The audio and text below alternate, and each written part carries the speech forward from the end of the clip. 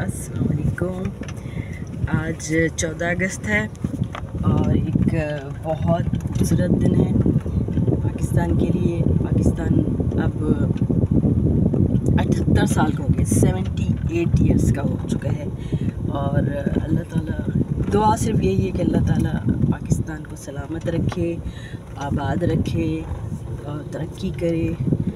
और जैसे हमारा कौमी तराना है वो एक दुआ है असल में, और हम स्कूल में पढ़ते हैं और जो है बच्चे, छोटे छोटे बच्चों को सबको याद रहता है।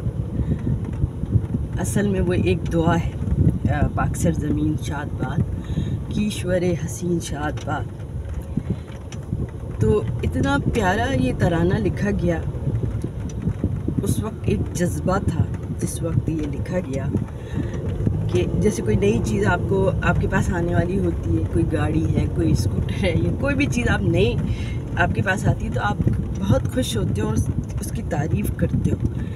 पाकिस्तान का भी इसी तरह ये तराना लिखने की एक वजह थी और उनके दिल से जो है ये दुआ निकली थी, जो हमारी तालीम का हिस्सा है।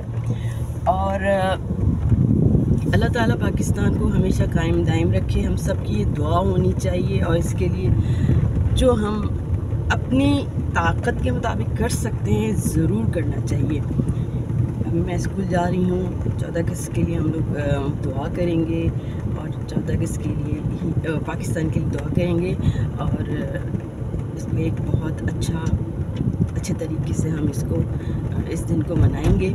अभी सुबह है और हम जो है दुआ के अंदर शामिल होना चाहते हैं। तो आप लोगों से भी यही गुजारिश है कि हर इंडिविजुअल, हर बंदा जो है वो पाकिस्तान के लिए दुआ ज़रूर करे, कि दुआओं में बड़ी ताकत होती है। और ये कहना कि ये तो कुछ बनना नहीं इसका, ये तो ऐसा है, ये तो वैसा है, जब आप अपनी चीज़ को खुद बुरा कहते हो तो दूसरे उससे बढ़ चढ़ के बोलेंगे। ये लोग बहुत मुश्किल से दूसरों को कबूल करते हैं, ये एक फैक्ट है। और इसी तरह हमारा जो कहना चाहिए कि मुल्क है, उसका भी यही तरह, ये मुल्क हमारा एक घर है और ये जो घर की जो एक अहमियत होती है, ये हर वो शख्स समझ सकता है जिसका कोई घर ना हो। तो मैं इस सबसे ये जो है दरख्वास्त करती हूँ, मैं सबसे ये बात कहती हूँ कि पाकिस्तान की कदर ज़रूर करें। ये आपका घर है, ये घर नहीं होता तो लोग दुनिया में आपकी कोई इज़्ज़त नहीं होती है। तो लिहाजा पाकिस्तान कायम रहे अल्लाह ताला, और पाकिस्तान जिंदाबाद। खाना भी जिंदाबाद, क्या? पाकिस्तान पाकिस्तान। अल्लाह हाफ़िज़।